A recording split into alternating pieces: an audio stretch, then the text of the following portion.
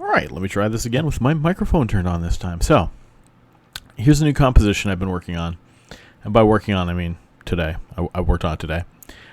It is a Nergal with 2 retributions. The composition cost is only in around 900 million to a billion-esque, which might sound expensive, but for tier 5s, it's really not. There's only a few Gilas that can run tier 5s at this price, and this is running tier 4 Firestorm right now. I'm hoping it'll do tier 5 Firestorm.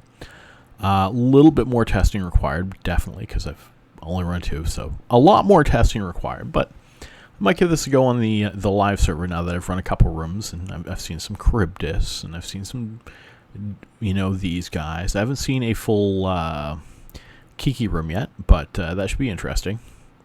However, I can also kite the Kiki room a little bit with these guys, because even if my main guy can't, shoot them from that distance, the retributions definitely still can.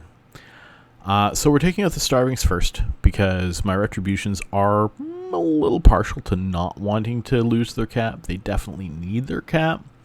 This will not ever work in tier 6, but that's okay. It's not made to. Even if it runs tier 5, it brings me from having a 2.4 billion-isk composition of 3 Nergals to a 1 billion-isk composition, and that's significantly cheaper. If you didn't know, 1 billion is less than 2.4 billion. It's hard to see. I know it. But anyway, so this room, we got rid of the starving, mostly. There's one left. He's dying. I forgot my drones, and most of them died a horrible, horrible, horrible death. It's okay to leave them to die. It's just not okay to abandon them. I know that sounds like the same thing, but it's okay. Actually, no, let me correct that. It's okay to watch them die. It's not okay to leave them to die. There we go. That's probably better. Maybe not. Anyway. So the retributions do not have cap boosters. They are cap battery operated. They are cap stable as well. This fellow is not. However, he does have the cap boosters, which brings him up into that category. And I think it'll work well. Again, I'm going to run a couple more on the test server. We'll see how it goes. Flying on the test server, unfortunately, is not the same as flying on the live server.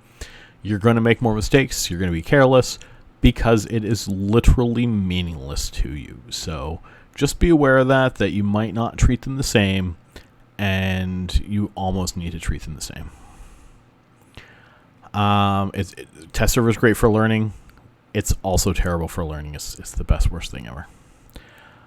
So this is my second room. It's pretty well clear. At this point, it's just target up the Damaviks, which I was doing a terrible job of. Try to focus them down because they still have a lot of remote reps. Once you get going, I find it's best to keep the retributions repairing each other and the Nergal repairing whichever one is more damaged. I wasn't at that point yet here, but I was quickly learning that.